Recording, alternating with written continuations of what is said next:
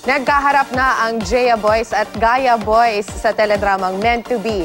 Threat nga ba kung ituring ng Jaya Boys ang bagong hunk group sa puso ng karakter ni Barbie Forteza? Ang Star Bites hatid ni Lars Santiago.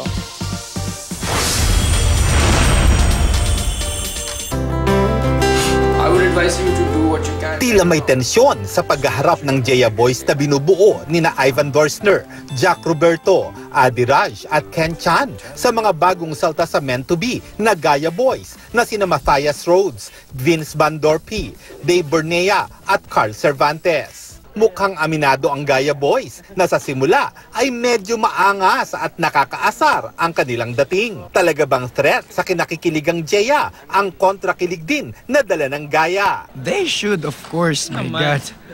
Gaya? I mean, look at us. Look, I mean, look at him. Excuse me. Sample pa lang. Excuse me. I mean, no, Paano Yexel. ba yan?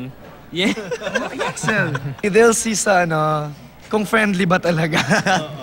Kasi maaasar kayo. Maaasar kayo. Mahanda na, mahanda. Kumanda na. Pero sa likod ng kamera, maganda kaagad ang samahan ng dalawang hunk groups at talaga namang puring-puri ng Gaya Boys ang members ng Jaya. Super mabait sila, very understanding kasi we're new, like Matthias and me. They're really understanding that we don't get it right away and they give us time. The cast is very welcoming, and I've met actually almost all of the cast on separate occasions between work or fitness workouts. I worked out with Ivan before. Ano naman kaya ang masasabi ng Gaya Boys kay Barbie? Sobrang taas po ng energy niya kahit na anong oras ng araw.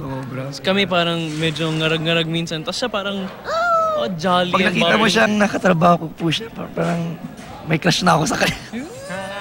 Hindi kasi, ang cute niya. Alam mo yung Barbie Forteza. Tapos, The Barbie Forteza. Tapos, kami dito, parang, wow. Oo. Pero, nakikilevel siya eh. At saka ang cute niya. Crush ko na tuloy. Lars Santiago, GMA News.